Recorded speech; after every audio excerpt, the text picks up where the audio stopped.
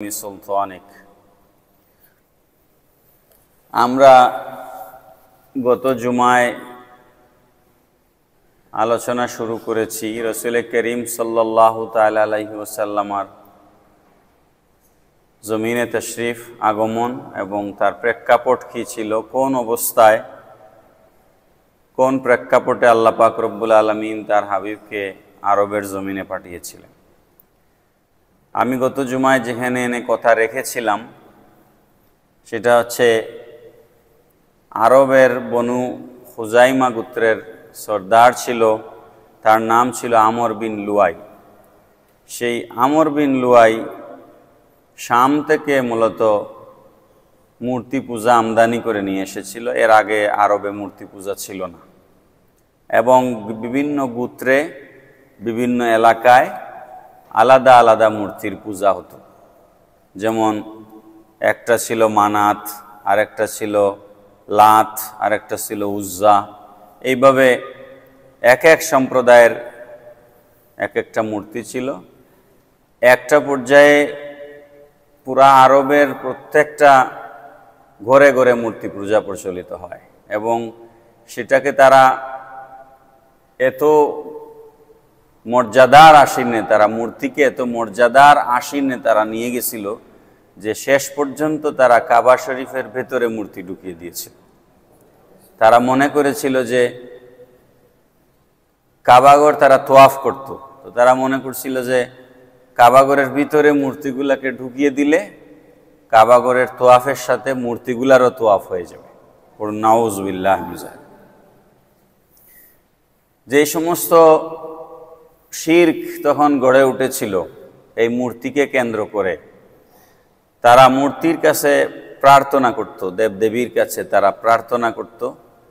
এখন যেভাবে ধনের দেবী, বিদ্যার দেবী, নানান নামে দেবী আছে না, তো আরব দেশে ওরকম তারা মূর্তির কাছে আরাধনা করত, প্রার্থনা করত। এক একজনের এক এক মূর্তির কাছে এক এক বিষয় তারা চাইত।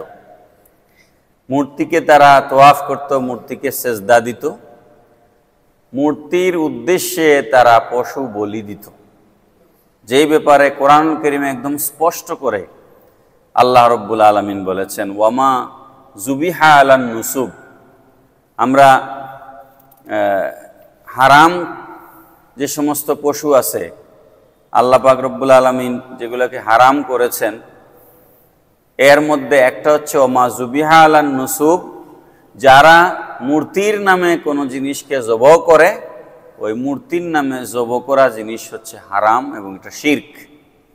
অন্য আয়াতে আল্লাহ রাব্বুল আলামিন বলেছেন, ওয়ালা তাকুলু মিম্মা লাম ইউযকার ইসমুল্লাহি আলাইহি। ওই সমস্ত পশুর গোশত খাওয়া তোমাদের জন্য হারাম, তোমরা খাবে না। মিম্মা লাম ইউযকার ইসমুল্লাহি আলাইহি, যেটার উপরে আল্লাহর নাম নেওয়া হয়নি। অর্থাৎ বিসমিল্লাহ বলে যে পশু জবাই করা হয়নি, সেই পশু মুমিন মুসলমানের জন্য সেই পশুর গোশত খাওয়া হারাম। এই জন্য যারা আমাদের দেশ থেকে ইউরোপ আমেরিকার বিভিন্ন দেশে বসবাস করেন, এটা বাংলাদেশের থেকে বোঝা খুবই কঠিন। ওখানে হালাল গরুর গোশত, হালাল বকরির গোশত এগুলা পাওয়া অনেক কঠিন এবং খুঁজে খুঁজে বের করতে হয়। কারণ কে জবে করেছে, কোথায় জবে করেছে, কি নাম নিয়ে জবে করেছে, এগুলোর কোনো কিছু নাই। এই জন্য মুসলমানদের দোকান খুঁজে, আবার মুসলমান দোকান হলেই যে হালাল মিট পাওয়া যাবে এটাও নিশ্চিত করা কঠিন, কারণ তিনি কোথার থেকে কিনে এনেছেন ওই গোশতটা। তো এটা অত্যন্ত গুরুত্বপূর্ণ বিষয়। ওয়ালা তাকুলু মিম্মা লাম ইউযকার ইসমুল্লাহি আলাইহি।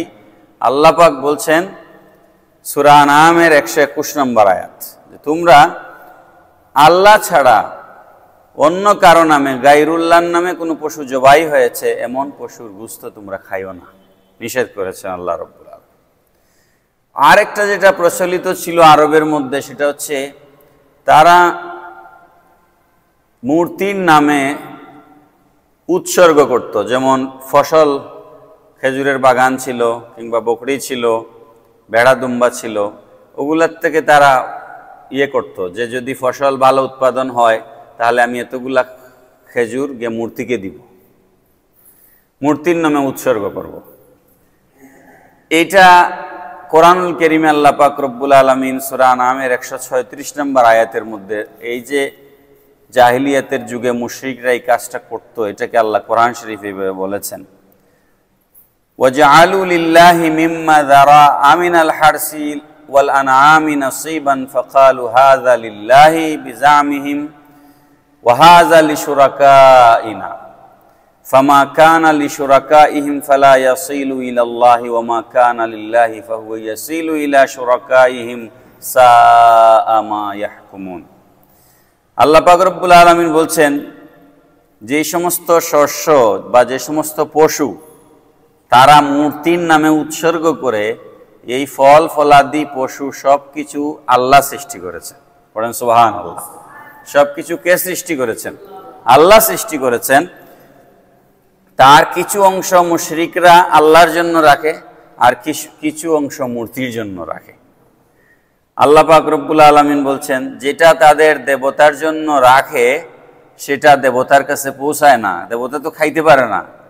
যেটা সে তার দেবতার জন্য রাখে সেটা দেবতার কাছে পৌঁছায় না, যেটা আল্লাহর জন্য রাখে সেটা আল্লাহ গ্রহণ করেন না। এই অবস্থা সাআ মা ইয়াহকুমুন, এটা কতই না নিকৃষ্ট একটা পন্থা তারা অবলম্বন করেছে। পড়েন নাউযুবিল্লাহি মিন যালিক। আল্লাহ পাক রব্বুল আলামিন এই ব্যাপারে আরেকটা আয়াতে কোরআন শরীফে ইরশাদ করেছেন, সূরা আনআমের 138 নম্বর আয়াতে, ওয়াকালু হাযিহি আনআমুন ওয়া হারসুন হিজরুল লা ইয়াতআমুহা ইল্লা মান নাশা বিজামিহিম ওয়া আনআমুন হুররিমাত যুহুরুহা ওয়া আনআমুন লা ইয়াযকুরুনা ইসমাল্লাহি আলাইহা ইফতিরাআন আলাইহি। আল্লাহ পাক রব্বুল আলামিন ইরশাদ ফরমাচ্ছেন, মুশরিকরা এটা বলতো যে এই কিছু ফসল এবং কিছু গবাদি পশু তারা আলাদা করত, করে বলতো যে এটা কেউ খাওয়া, ভক্ষণ করার, স্পর্শ করা জায়েজ নাই, এটা হচ্ছে কি বলে মূর্তির জন্য নির্ধারিত। এটা মূর্তির জন্য নির্ধারিত। যেগুলা মূর্তির নামে উৎসর্গ করা হতো সেটার উপরে কোনো বোঝা চাপানো, সেটার উপরে আরোহী হওয়া, এটাকে তারা নাজায়েজ মনে করত এটা একটা পবিত্র পশু, এটা মূর্তির নামে উৎসর্গ করা হয়েছে, এটার উপরে কি করা যাবে না। এগুলার বিভিন্ন নাম তারা দিয়েছিল। কোরআন শরীফে আল্লাহ রাব্বুল আলামিন সূরা মাইদার 103 নম্বর আয়াতে ইরশাদ করেছেন, মা জাআলাল্লাহু মিন বাহিরাতিন ওয়ালা সাইবাতিন ওয়ালা ওয়াসিলাতিন ওয়ালা হামিন ওয়ালাকিন্নাল্লাযীনা কাফারু ইফতারুনা আলাল্লাহিল কাযিবা ওয়া আকসারুহুম লা ইয়াকিলুন। আল্লাহ পাক রব্বুল আলামিন বলছেন, এরা একটাকে বানিয়েছে বাহিরা, আরেকটাকে বানিয়েছে সাইবা, আরেকটাকে বানিয়েছে ওয়াসিলা, আরেকটাকে বানিয়েছে হাম। 4 ধরনের পশু নাম দিয়েছিল তারা। এগুলার বর্ণনা আছে, এগুলা বিস্তারিত বর্ণনা খুব জরুরি না, এই জন্য আমি আপনাদের সামনে ওদিকে যাচ্ছি না। 4 ধরনের পশু নির্দিষ্ট ক্রাইটেরিয়ায় তারা 4 ধরনের পশু নির্ধারণ করেছিল। একটার নাম বাহিরা, একটার নাম সাইবা, একটার নাম ওসিলা, একটার নাম হাম্মা। এই 4 ধরনের পশুকে তারা আলাদা করেছিল, মূর্তির জন্য উৎসর্গ করেছিল। আল্লাহ পাক রব্বুল আলামিন বলতেছেন, এগুলো মা জাআলাল্লাহ, এগুলো আল্লাহ তৈরি করেন নাই। মা জাআলাল্লাহ দিয়ে আল্লাহ পাক রব্বুল আলামিন মুশরিকদেরকে খণ্ডন করতেছেন যে এগুলো আল্লাহ তৈরি করেন নাই, এগুলো তারা মুশরিকরা মন গড়া বানিয়েছে। আরেক আয়াতে আল্লাহ রব্বুল আলামিন বলেছেন, তারা এরকম মনে করত যে কিছু পশু শুধু পুরুষরা খাইতে পারবে, মহিলারা খাইতে পারবে না। কিছু পশুকে তারা মানে পুরুষতান্ত্রিক সমাজ ব্যবস্থা বা সমাজ কাঠামো তৈরি করেছিল তারা। এই কথাও সে জাহিলিয়াতের যুগে আল্লাহ রব্বুল আলামিন কোরআন শরীফে সূরা আনআমের 139 নম্বর আয়াতে ইরশাদ করেছেন, ওয়াকালু মা ফি বুতুনি হাযিহিল আনআমি খালিসাতুল লিযুকুরিনা, এটা পুরুষদের জন্য খাস, ওয়া মুহাররামুন আলা আজওয়াজিনা, এটা মহিলাদের জন্য হারাম। খাবার এরকম কি পৃথিবীতে কোনো খাবার আছে যেটা পুরুষের জন্য হালাল আর নারীর জন্য হারাম? আছে কোনো এরকম ব্যবস্থা? কিন্তু মুশরিকরা এটা বানিয়েছিল। এই জন্য আল্লাহ পাক রব্বুল আলামিন কোরআন শরীফে এটাকে খণ্ডন করেছেন যে না, এটা তারা বলতো, মুশরিকরা বলতো, এরকম কোনো বিধান ইসলামে নাই। মূর্তিকে তারা পূজা করত, তারা মনে করত যে মূর্তি তাদেরকে আল্লাহর নিকটে পৌঁছাই দিবে, মূর্তি তাদেরকে আল্লাহর নিকটে পৌঁছাই দিবে, কিংবা আল্লাহর নৈকট্য লাভ করবার জন্য মূর্তিরা সহায়ক হিসাবে বা সুপারিশকারী হিসাবে কাজ করবে, এটা তারা মনে করত। এটা ছিল জঘন্য ধরনের একটা শিরকি আকীদা। এটাকে আল্লাহ রাব্বুল আলামিন সূরা জুমারের 3 নম্বর আয়াতে ইরশাদ করেছেন, মা না'বুদুহুম ইল্লা লিয়ুকাররিবুনা ইলাল্লাহি যুলফা। আমরা কেবলমাত্র এদের পূজা করি, এই মূর্তিগুলোর পূজা আমরা কেবলমাত্র এই জন্য করি যে এগুলো আমাদেরকে আল্লাহর নিকটে নিয়ে যাবে। নাউযুবিল্লাহ পড়ে।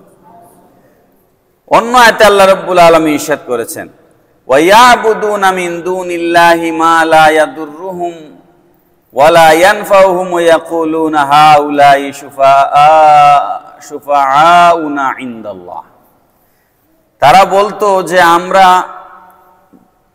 যেই মূর্তিগুলার পূজা করি, ইয়াকুলুনা হাউলাই শুফাআউনা ইনদাল্লাহ, এগুলো আল্লাহর কাছে আমাদের জন্য সুপারিশ করবে। পড়েন নাউযুবিল্লাহ। অথচ আল্লাহ রাব্বুল আলামিন বলছেন, মা লা ইয়াদুররুহুম ওয়া লা ইয়ানফাউহুম, এই মূর্তিগুলো তাদের কোনো উপকারও করতে পারে না, তাদের কোনো ক্ষতিও করতে পারে না। মূর্তি মানুষের কোনো উপকার করতে পারে? মূর্তি মানুষের কোনো উপকারও করতে পারে না, মূর্তি মানুষের কোনো ক্ষতিও করতে পারে না। অথচ এগুলোর তারা তাদের সুপারিশকারী মনে করত। এই অবস্থায় আল্লাহ পাক রব্বুল আলামিন তার হাবিব সাল্লাল্লাহু তাআলা আলাইহি সাল্লামকে আরবের জমিনে পাঠিয়েছিলেন। নবীজি জমিনে এসে কাবাগরের 360টা মূর্তিকে বের করে কাবাগরের উঠানে সেগুলোকে আগুন লাগিয়ে পুড়িয়ে দিয়েছিলেন। সবগুলা মূর্তিকে কাবা শরীফের ভেতর থেকে বের করে আগুন লাগিয়ে পুড়িয়ে দিয়েছিলেন। এখানে একটা কথা খেয়াল রাখতে হবে, আপনার এলাকায় একটা মন্দির আছে, আপনি সেই মন্দিরের মূর্তি এখন রসুল সব মূর্তি বের করে পুড়িয়ে দিয়েছিলেন, এটা মনে করে যদি আপনি গিয়ে সব মন্দিরের মূর্তি বের করে আগুন ধরাতে যান, তাহলে সাম্প্রদায়িক দাঙ্গা তৈরি হবে এবং এটা ইসলাম কখনোই সমর্থন করে না। আপনি যদি ক্ষমতায় যেতে পারেন, আপনি ইসলাম, কোরআনের আইন যদি রাষ্ট্রে কায়েম করা যায়, কোরআন সুন্নাহ ইজমা কিয়াস সোজা কোথায়, শরীয়তের আইন যদি রাষ্ট্রে কার্যকর করা যায়, যেটাকে বলা হয় ইসলামী হুকুমত, ইসলামী হুকুমত যখন রাষ্ট্রীয়ভাবে কায়েম হবে, তখন সেই দেশে ইসলামী হুকুমতের আন্ডারে আইন অনুযায়ী সে দেশে সমস্ত মূর্তি পূজা বন্ধ হবে। যেই দেশে ইসলামী হুকুমত চলবে সেখানে মূর্তি পূজা চলবে না। তখন আপনি মূর্তি পূজা বন্ধ করবেন, রাষ্ট্রীয় পৃষ্ঠপোষকতায় মূর্তি পূজা বন্ধ করবেন। এইটা হচ্ছে ইসলামী শরীয়তের বিধান। যেখানে মাল্টিকালচারের বা মাল্টি রিলিজিয়নের বিভিন্ন ধর্মের মানুষ যে রাষ্ট্রে বসবাস করে এবং সেখানে ইসলামী রাষ্ট্র ব্যবস্থা কায়েম নাই, ওই জায়গায় ব্যক্তিগতভাবে আপনি কোনো অন্য ধর্মের মানুষের উপর বা তাদের পূজনীয় বস্তুর উপর আপনি আঘাত করতে পারবেন না। এটা হচ্ছে ইসলামের পরিষ্কার বক্তব্য। এই জন্য আল্লাহর হাবিব সাল্লাল্লাহু তাআলা আলাইহি ইসলাম আসলেন জমিনে, সবগুলাকে বের করে কি করলেন? পুড়িয়ে দিলেন। পুড়িয়ে কেন দিলেন? এটার একটা কারণ আছে। আমি এর আগেও আলোচনা করেছি।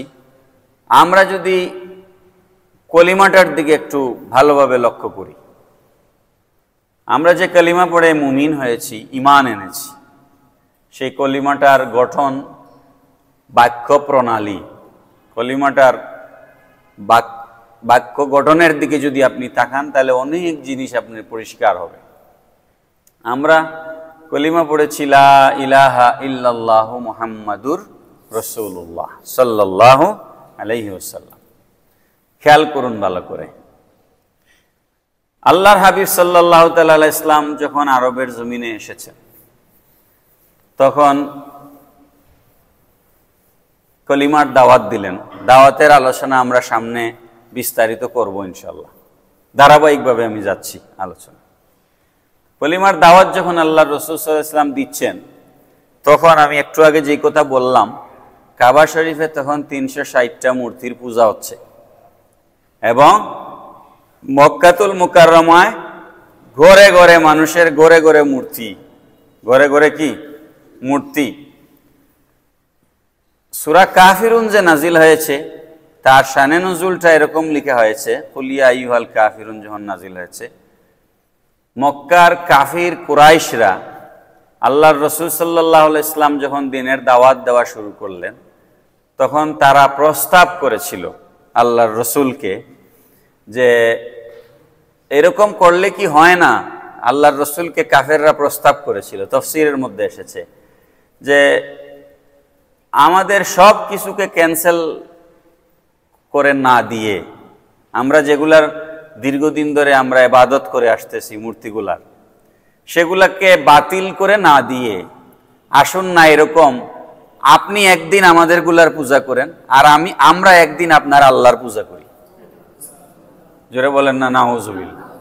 দেখেন তাফসীরে এরকম এসেছে, তাইলে আর আমাদের মাঝে কোনো বিবাদ থাকে না। একদিন আপনি আমাদের গুলোর পূজা করলেন, আর আমরা একদিন আপনার আল্লাহর পূজা করলাম। তখন আল্লাহ রাব্বুল আলামিন বলেছেন, ইয়া রাসূলুল্লাহ সাল্লাল্লাহু আলাইহি ওয়াসাল্লাম, আপনি কাফেরদেরকে বলে দিন, কুল ইয়া আইয়ুহাল কাফিরুন, হে কাফেররা শোনো, লা আ'বুদু মা তা'বুদুন, তোমরা যার ইবাদত করো আমরা তার ইবাদত করি না। সূরা কাফিরুন নাজিল হলো, তোমরা যার ইবাদত করো আমরা তার ইবাদত করি না। খুব ভালো করে এই কথাটা খেয়াল করবেন। কাফেররা যে প্রস্তাব দিয়েছিল, এই প্রস্তাব অনুযায়ী আল্লাহর রাসূল সাল্লাল্লাহু আলাইহি সাল্লাম যদি কাফেরদেরকে বলতেন যে তোমরা আসো আল্লাহর ইবাদত করো, আল্লাহর গোলামি করো, তখন কাফেররা বলতো আমাদের কোনো আপত্তি নেই। 360 মূর্তিকে আমরা মানতে পেরেছি, 360-এর সাথে আরো একজন মাবুদ মানলে আমাদের কোনো অসুবিধা নাই, টোটাল হবে 361। আমরা যারা 360 খোদার পূজা করতে পারি, আরো একজন বাড়াইলে আমাদের কোনো অসুবিধা নাই। আমরা 361 খোদার পূজা করব, কোনো সমস্যা নাই। এটা কাফেররা মানতে তাদের কোনো অসুবিধা হতো না। কিন্তু আল্লাহ পাক এটা তো চান না, রাসূলও এটা চান না। এই জন্য কলিমা শরীফের প্রথম কথাটা ভালো করে লক্ষ্য করুন, লা ইলাহা, এতটুকুন বুঝেন। লা ইলাহা এর অর্থ হচ্ছে কোনো মাবুদ নাই, কোনো উপাস্য নাই। খুব গভীরভাবে লক্ষ্য করুন, প্রথম ইমানের প্রথম কথাটা হচ্ছে কোনো মাবুদ নাই। এটা কেমন কথা? কোনো ইলাহ নাই। কথাটা তো এরকম হলে আমাদের বিবেক বলে আর কি, কথাটা যদি এরকম হতো আল্লাহু ওয়াহিদুন মুহাম্মদুর রাসূলুল্লাহ, এরকম যদি হতো কলিমা, যে আল্লাহ এক, মুহাম্মদ সাল্লাল্লাহু আলাইহি ওয়াসাল্লাম আল্লাহর রাসূল, তাইলে তো কোনো অসুবিধা ছিল না। কিন্তু আল্লাহু ওয়াহিদুন মুহাম্মদুর রাসূলুল্লাহ এইভাবে না বলে লা ইলাহা, কোনো ইলাহ নাই, প্রথম এই কথাটা কেন বলা হলো? প্রথম এই কথাটা এই কারণে বলা হলো, কারো মাথার মধ্যে যদি লাত মানাত হজ হুবলের অস্তিত্ব যদি কারো মাথায় বিরাজ করে, আর ওই মস্তিষ্কের ভিতরে যদি আল্লাহর ওয়াহদানিয়তের এলান করা হয়, আল্লাহর ওয়াহদানিয়তের ঘোষণা করা হয়, তাহলে তার ওই মাথার ভিতরে আল্লাহর ওয়াহদানিয়ত প্রবেশ করবে না। এই জন্য আল্লাহ পাক বলেন, হাবিব আমার, না, আপনি আগে বলুন লা ইলাহা, কোনো ইলাহ নাই, তোমরা যে মানাতকে খুদা মনে করো এটা ইলাহ নয়, তোমরা যে হুবলকে খুদা মনে করো এটা ইলাহ নয়, তোমরা যে হজকে খুদা মনে করো এটা ইলাহ নয়, তোমরা যে সমস্ত মূর্তি বানিয়েছ 360 মূর্তির পূজা করছো, লা ইলাহা বলে প্রথমে সমস্ত মূর্তির অস্তিত্বকে ক্যান্সেল করে দেওয়া হলো। বলেন সুবহানাল্লাহ। কোনো মূর্তির অস্তিত্ব থাকবে না। যখন ব্রেইন পাক সাফ হয়ে গেল তখন ঘোষণা হলো ইল্লাল্লাহ। পড়েন না সুবহানাল্লাহ। ব্রেইন যখন পাক সাফ হয়ে গেল, ব্রেইন যখন খালি হয়ে গেল, এবার আপনি ঘোষণা করুন ইল্লাল্লাহ। আছেন একজন, তিনি কে? আছেন একজন, তিনি আল্লাহ। কি চমৎকার ফিলোসফি যে কলিমা আমরা পড়েছি। এই জন্য আমাদের দেশে যে বা সারা পৃথিবীতে এই যে এত হানাহানি মারামারি, মুসলমানদের মাঝে যে এত সমস্যা, এগুলার মূল কারণ কি জানেন? আমরা কেউ আমাদের মাথার মধ্যে ধর্মনিরপেক্ষতাবাদী মতবাদ আমরা মাথায় লালন করি, কেউ আমরা জাতীয়তাবাদী মতবাদ লালন করি, কেউ আমরা কার্ল মার্কসের মতবাদকে ভালোবাসি, কেউ আমরা লেনিনের মতবাদকে ভালোবাসি, কেউ আমরা মাও সেতুংয়ের মতবাদকে ভালোবাসি, কেউ আমরা কামাল আতাতুর্কের মতবাদকে ভালোবাসি, কেউ আমরা আব্রাহাম লিঙ্কনের গণতন্ত্রকে ভালোবাসি।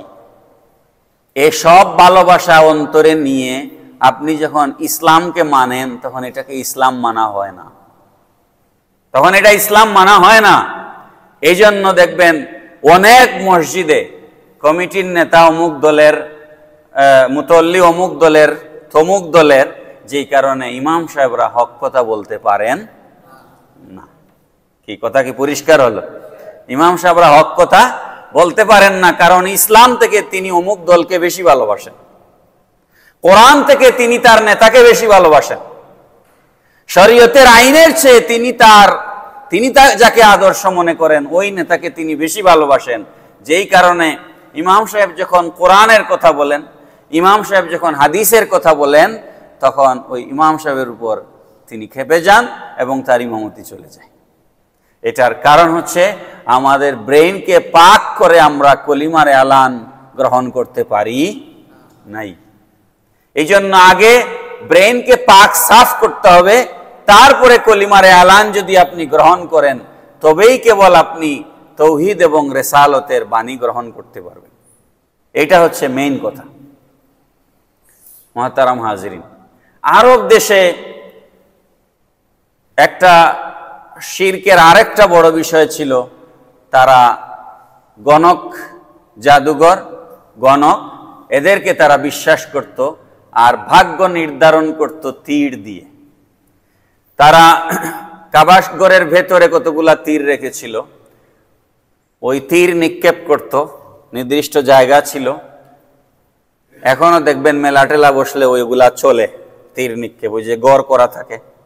এখন ধরেন ঘরের ভিতরে, এটার ভিতরে গিয়ে যদি পড়ে, যেমন একটা জিনিস নিয়ে বিবাদ লাগছে, এটা কেম, এটা পাবে, তখন তীর নিক্ষেপ করো। তো তীর যদি এখানে পড়ে তুমি পাবে, ওখানে পড়লে তুমি পাবে, এগুলো তারা বিশ্বাস করত। তারপরে হচ্ছে কবুতর ছেড়ে দিত, হরিণ ছেড়ে দিত, ওটা যদি ডান দিকে উড়ে যেত তাইলে আজকে দিন শুভ, বাম দিকে গেলে আজকে দিন খারাপ। তারপরে দিন, মাস, এগুলো শুভ ক্ষণ, এগুলো তারা ঠিক করতো। এগুলো কিন্তু আমাদের সোসাইটিতে, সমাজে এখনো আছে, যে অমুক বারে এটা করা যাবে না, তমুক বারে এটা করা যাবে না, এরকম ইসলামে কোনো বিষয় নাই। তবে হ্যাঁ, দিনের মধ্যে সাইয়্যিদুল আইয়াদ শুক্রবার দিন মর্যাদাপূর্ণ দিন, এটার ফজিলত আলাদা। বৃহস্পতিবার রাত, শুক্রবার দিন, এটার ফজিলত আলাদা। সোমবার দিন রোজা রাখার কথা হাদিস শরীফে আসছে, এটার ফজিলত আলাদা। কিন্তু মঙ্গলবারে কিছুই করা যাবে না এমন কোনো বিষয় কোরআনেও নাই, হাদিসেও নাই। এগুলো হচ্ছে ওই যে আরব দেশে তখন আল্লাহর রসুলের জমানার আগে যেগুলা ছিল, এখনো এগুলো আমাদের সমাজে আছে। তারপরে তারা নানান ধরনের জ্যোতিষীদের কাছে তারা যেত, ওই যে ভাগ্য গণনা করা, এগুলাকে কোরআন শরীফে আল্লাহ রাব্বুল আলামিন একদম পরিষ্কার করে এগুলাকে নিষেধ করে দিয়েছেন। তো আরেকটা বিষয় ছিল তাদের মধ্যে, কুরাইশরা, মক্কার কুরাইশরা, তারা নিজেদেরকে অন্যদের চাইতে উপরে মনে করত। এটা উপরে তো তারা ছিলই মর্যাদার দিক থেকে, এটা সত্য কথা, কিন্তু ইসলামে শরীয়ত মানবার ক্ষেত্রে উপর নিচ কিছু নাই। নামাজের কথা যদি আপনি চিন্তা করেন, 5 ওয়াক্ত নামাজ, সরোজিনী নাইডু নামে ইন্ডিয়ান একজন লেখিকা ছিলেন, একজন বিদুষী মহিলা, সরোজিনী নাইডু, তিনি লিখেছেন, when azan is sounded, democracy is embodied 5 times a day. When muazzin proclaim Allahu Akbar, ashhadu an la ilaha illallah, the peasant and the king kneel side by side. সুবহানাল্লাহ বলে একজন হিন্দু মহিলা লিখতেছেন, যখন মুসলমানদের মসজিদে আজান হয়, দিনে 5 বার তাদের মসজিদে গণতন্ত্র প্রতিষ্ঠা হয়। পড়েন সুবহানাল্লাহ। দিনে 5 বার গণতন্ত্র প্রতিষ্ঠা হয়। কিভাবে হয়? রাজা আর প্রজা একসাথে হাঁটু গেড়ে বসে যায়। পড়েন না সুবহানাল্লাহ। রাজা আর প্রজা, কি চামার কি মুচি, কি রাজা কি প্রেসিডেন্ট কি মন্ত্রী, কি রিক্সাওয়ালা কি ঠেলাওয়ালা, মসজিদ একমাত্র পৃথিবীর একমাত্র জায়গা মসজিদ। আপনি গণভবনে যান, বঙ্গভবনে যান, পার্লামেন্টে যান, সবার জন্য আসন ঠিক করা আছে। পার্লামেন্টে কোন সারিতে কোন এমপিরা বসবেন এগুলা ঠিক করা আছে। আগের লাইনে কে বসবেন, দ্বিতীয় লাইনে কে বসবেন, তৃতীয় লাইনে কে বসবেন, এগুলা ঠিক করা আছে। গণভবনে বঙ্গভবনে গেলে কে কোন জায়গায় বসবেন এগুলা ডেকোরাম ঠিক করা আছে। কিন্তু একমাত্র পৃথিবীর একমাত্র জায়গা, আমরা যখন যে কোনো মাহফিলে যাই, সভায় যাই, মিটিংয়ে যাই, আমাদের কর্মস্থলে যাই, তখন আমার থেকে যিনি সিনিয়র তাকে আমি আগে বসার সুযোগ দিই। আমার থেকে যিনি বয়সে বড়, আমার থেকে যিনি পদমর্যাদায় বড়, তাকে আমি সবসময় আমার আগে দিই, প্রায়োরিটাইজ করি। কিন্তু একমাত্র মসজিদ, আমি ইউনিভার্সিটিতে যদি একটা অনুষ্ঠানে যাই, ভাইস চ্যান্সেলর নিশ্চয় আমার আগে বসবেন, আমি তার পরে বসব। কিন্তু একমাত্র জায়গা পৃথিবীর মধ্যে মসজিদ, যেখানে রাজা প্রজা ধনী গরিব কোনো পার্থক্য নাই, প্রেসিডেন্ট প্রধানমন্ত্রী যেখানে বসবেন আপনিও সেখানে বসবেন, এবং মসজিদ থেকে কাউকে তার জায়গা থেকে সরিয়ে দেওয়ার ক্ষমতা কারো নাই। সুবহানাল্লাহ। একমাত্র জায়গা যেখানে আসলে সব মানুষ, ইকুয়ালিটি অ্যান্ড ব্রাদারহুড, মানুষের মধ্যে যে সমতা আর ভ্রাতৃত্ব, এটার একমাত্র জায়গা হচ্ছে মসজিদ। এই জন্য মুসলমানদের যত অর্জন সব কিছু মসজিদ থেকে হয়েছে। কিন্তু আজকে আমরা মসজিদগুলোতে বসে আমরা হক কথা বলবার আমাদের কোনো সুযোগ নাই। তো যাই হোক, যেই কথা বলছিলাম, আরবে তারা জ্যোতিষীদের উপর বিশ্বাস করত, গণকদের উপর বিশ্বাস করত, এবং আরবের কুরাইশরা তারা এবাদত বন্দেগীর ক্ষেত্রেও তারা নিজেদেরকে অন্যদের থেকে সুপিরিয়র মনে করত। তারা হজের সময় মুজদালিফায় অবস্থান করার জন্য যাইতো না। তারা বলতো, আমরা মক্কার সম্ভ্রান্ত মানুষ, আমরা হেরেমের বাইরে আমরা যাব না, এখান থেকে আমাদের হজ হবে। তখন আল্লাহ রাব্বুল আলামিন কোরআন শরীফের আয়াত নাজিল করেছেন, সুম্মা আফিদু মিন হাইসু আফাদান নাস, সুম্মা আফিদু মিন হাইসু আফাদান নাস। এই কথা বললে হজ হবে না, বরং তো সুম্মা আফিদু মিন হাইসু আফাদান নাস, সর্বসাধারণ যেখানে অবস্থান করে মুজদালিফায়, তোমাদেরকেও সেখানে যেতে হবে। পড়েন সুবহানাল্লাহ। ইসলাম এভাবে মানুষের মধ্যে সমতা তৈরি করেছে। এরকম একটা সমাজ ব্যবস্থায় যেখানে ঘরে ঘরে মূর্তি পূজা চলছিল, যেখানে কাবা শরীফের ভিতরে 360টা মূর্তি পূজা চলছিল, যেখানে জাদু, জ্যোতিষশাস্ত্র, গণক, ভাগ্য নির্ধারণ, এগুলো যেখানে সমাজ পরিচালনার মেইন বিষয়, মেইন নীতিমালা, মূল নীতিমালা হয়ে দাঁড়িয়েছিল। এরকম একটা সমাজকে ভেঙ্গে একটা নতুন সমাজ গড়বার জন্য আল্লাহ পাক রব্বুল আলামিন তার হাবিবকে জমিনে পাঠালেন। আর সাথে দুনিয়াবি কোনো আইন নয়, স্বয়ং আল্লাহ রব্বুল আলামিন প্রণীত আল্লাহর আইন ধাপে ধাপে ধীরে ধীরে আল্লাহ পাক রব্বুল আলামিন তার হাবিব সাল্লাল্লাহু আলাইহি সাল্লামকে নাজিল করলেন, যাতে করে এই আইন দিয়ে, এই বিধান দিয়ে আল্লাহর হাবিব কোরআনের শাসন সমাজে প্রতিষ্ঠা করতে পারেন। পড়েন সুবহানাল্লাহ। হাজরানে কেরাম, শেষ করব যে কথা বলে, বাংলাদেশের বর্তমান পরিস্থিতি আপনারা জানেন। ফেসবুক, ইউটিউব, টেলিভিশন চ্যানেল এগুলোর মাধ্যমে আপনারা দেখতে পাচ্ছেন। আমি সরকারের পক্ষে বিপক্ষে কোনো কথা বলবো না, এটা বলার আমাদের এখতিয়ার নাই। আমি যে কথা মুসলমান হিসেবে আমাদের জানা দরকার সেটা বলবো।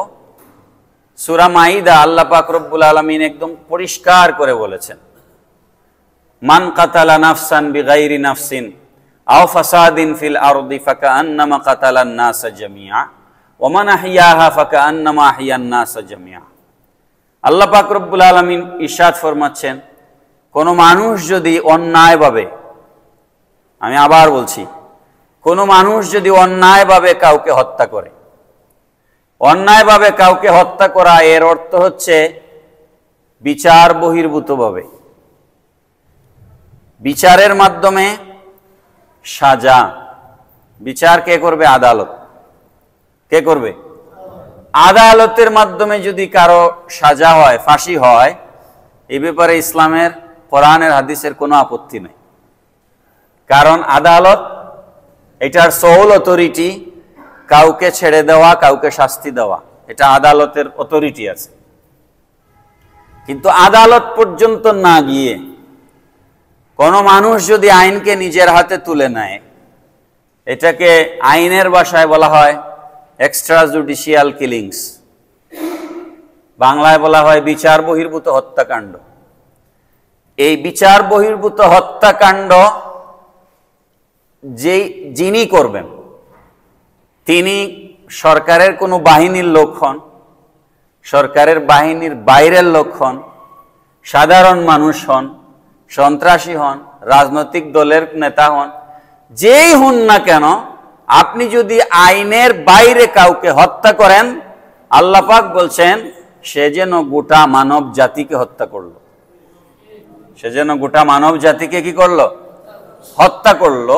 ওয়ামান আহইয়াহা ফাকান্নামা আহইয়ান নাস জামিআ। আর কেউ যদি একটা মানুষকে বাঁচিয়ে রাখবার চেষ্টা করে, একটা মানুষকে যদি জীবিত রাখবার চেষ্টা করে, সে যেন আল্লাহর সমস্ত গোটা মানব জাতিকে বাঁচায় রাখার চেষ্টা করলো। তো কথা তো আর এর বেশি বলার খুব একটা মনে হয় দরকার নাই। কোরআনের মেইন নীতি এটা, হত্যাকাণ্ডের ব্যাপারে এটা হচ্ছে মেইন নীতি।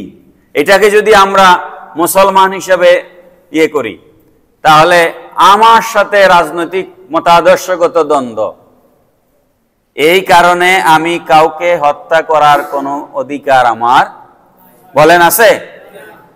আমার সাথে রাজনৈতিকভাবে মিলে না। আরেকজনের দ্বারা সমাজের ক্ষতি হচ্ছে, দেশের ক্ষতি হচ্ছে, আরেকজনের দ্বারা ধর্মের ক্ষতি হচ্ছে। এই অবস্থায়ও আপনি যে এ ধর্মের জন্য ক্ষতি করে রে আমি মেরে ফেলি, এটা আপনি পারেন না। আপনি তাকে আইনের আশ্রয়ে নিয়ে যেতে হবে। আপনি নিজেই এটা করতে পারেন না। গুপ্ত হত্যা, প্রকাশ্য হত্যা, সব ধরনের হত্যা ইসলামে হারাম। জেহাদ যেগুলো হয়েছে ইসলামের, এগুলা গুপ্ত জেহাদ ছিল না। জেহাদ ছিল প্রকাশ্যে, আসো বদরের ময়দানে আসো, হ্যাঁ আসো উহুদের ময়দানে আসো, ওটাকে জেহাদ বলা হয়। আপনি আপনার রাজনৈতিক আদর্শের সাথে মিলছে না বলে আপনি আরেকজনকে মেরে ফেলবেন, আল্লাহ পাক কোরআনে এটাকে হারাম করেছেন। হাদিস শরীফে আল্লাহর রাসূল পরিষ্কার করে বলেছেন, কিয়ামতের ময়দানে মানুষের সর্বপ্রথম দুইটা বিষয়ে আল্লাহ পাক হিসাব চাইবেন। কয়টা? দুই বিষয়ে আল্লাহ পাক কিয়ামতের ময়দানে প্রথম হিসাব চাইবেন। একটা হচ্ছে নামাজ। কি নামাজ? আপনি দুনিয়াতে নামাজ পড়তেন কিনা, এটা একটা প্রথম এটা আল্লাহ হিসাব চাইবেন। আর আরেকটা হচ্ছে হত্যাকাণ্ড। কোন মানুষ যদি কাউকে খুন করে, হাসরের মাঠে আল্লাহ তাকে দাঁড় করাবেন, দাঁড় করিয়ে বলবেন, আমি আমার ওই বান্দাকে সৃষ্টি করেছিলাম, ওই বান্দাকে আমি জমিনে পাঠিয়েছিলাম, তুমি তাকে হত্যা করেছিলে, এবার তুমি তার প্রাণ ফিরিয়ে দাও। বলেন আপনারা এখানে কে আছেন যে আমি কাউকে মেরে প্রাণ ফিরিয়ে দিতে পারবো? কথা বলেন একটু, কেউ পারবো? তাহলে এই সমস্ত সন্ত্রাসী কর্মকাণ্ড যারা করছেন, যে কোনোভাবে, আমি বারবার বলছি, যে কোনোভাবে, সেটা আইন শৃঙ্খলা রক্ষাকারী বাহিনীর সদস্য হয়ে, কিংবা কোনো রাজনৈতিক দলের পরিচয়ে, কিংবা যে কোনো আন্দোলনের নামে, কোন ধরনের সন্ত্রাসী কর্মকাণ্ড ইসলামে গ্রহণযোগ্য নয়। জেহাদের ময়দানে আল্লাহর রাসূল সাল্লাল্লাহু আলাইহি ইসলাম, এখন তো জেহাদ হচ্ছে, পৃথিবীতে যুদ্ধ চলতেছে। এই যে ইসমাইল হানিয়াকে পরশুদিন মেরে ফেললো, তার 2 মাস আগে ইরানের প্রেসিডেন্টকে মেরে ফেললো। এই জায়গায় ইরানের সক্ষমতা নিয়ে প্রশ্ন উঠেছে। আমার এখন সময় নাই সেগুলো নিয়ে কথা বলবার। তো তারা এই ধরনের প্রযুক্তি বানিয়েছে ইসরায়েল, যে এক জায়গায় 10 জন মানুষ বসে আছে, তারা মিসাইল ছুড়বে, যাকে মারার দরকার শুধু তাকে এসে মারবে। আর নাইলে ইসমাইল হানিয়াকে এইভাবে মারা সম্ভব ছিল না। অর্থাৎ ইসমাইল হানিয়ার তার বডির থেকে নিশ্চয় এমন কিছু, তারা এগুলা তো হত্যাকাণ্ড পৃথিবীতে যতগুলা ঘটে, কাছের মানুষদের একটা থাকে, যোগসূত্র থাকে। নিশ্চয় ইসমাইল হানিয়ার এমন কিছু তারা কালেক্ট করেছে, মিসাইল যখন ছুড়েছে তখন ওটা এসে তার উপরেই পড়েছে, মানে তাকেই টার্গেট করবে, এরকম চুম্বকের মতো আর কি। চুম্বক চুম্বককেই ধরবে, চুম্বক অন্য কিছুকে ধরবে না। ওটা অন্য বিষয়, আমি এখন সেদিকে আলোচনা যাচ্ছি না, দেরি অলরেডি হয়েই গেছে, আলোচনা শেষ করতে চাই। তো যে কথা বলছিলাম, আল্লাহর রসুল, এখনো যুদ্ধ চলতেছে পৃথিবীতে। কি ধরনের যুদ্ধ অপরাধ, কি ধরনের মানবিক বিপর্যয় পৃথিবীতে চলছে। আমার পরিচিত একজন, তিনি বললেন গত বছর তারা ইয়েতে গিয়েছিলেন, সিরিয়ায় গিয়েছিলেন, শহরের পর শহর বিরান করে দিয়েছে, শহরের অস্তিত্ব নাই। আমরা কোরআন শরীফে বাদশাহ বখতে নসরের ইতিহাস পড়েছি, কোরআন শরীফে আছে। বখতে নসর ফিলিস্তিনের মসজিদে আকসার আশপাশ পুরা ফিলিস্তিন, জেরুজালেম শহরটাকে ধ্বংস করে দিয়েছিল। যেখানে কোরআন শরীফে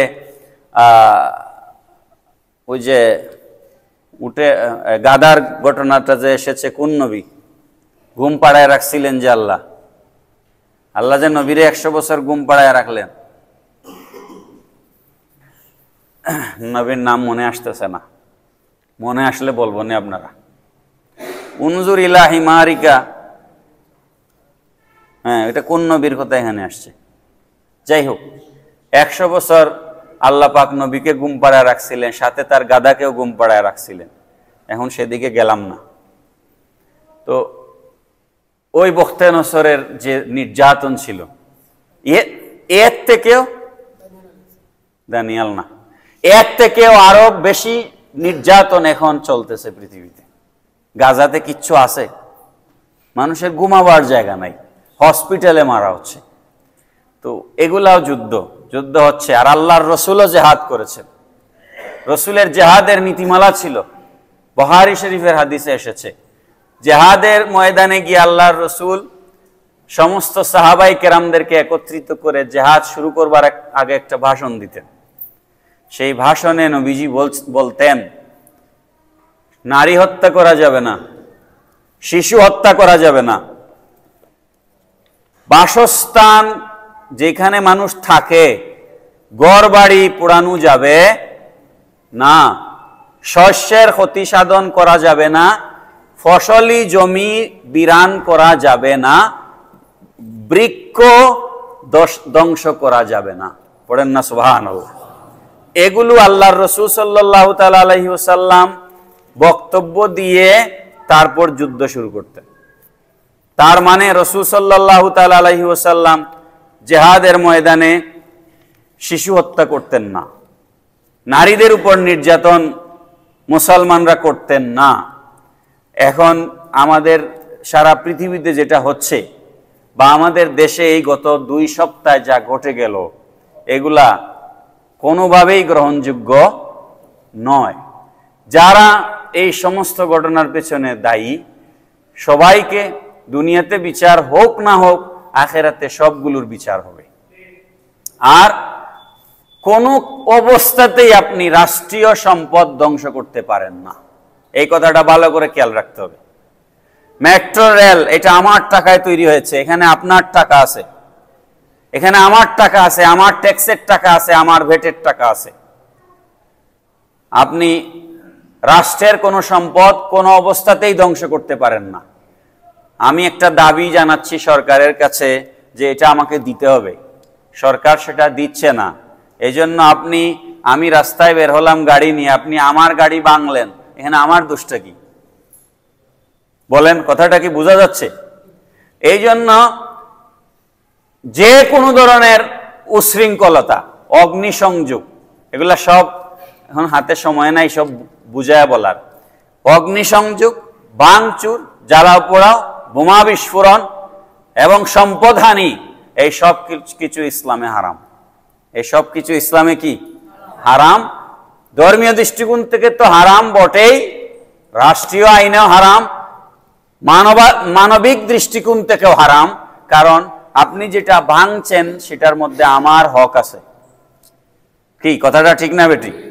তো আমার হক তো আপনার দাবির জন্য তো আমার হক আপনি নষ্ট করতে পারেন না।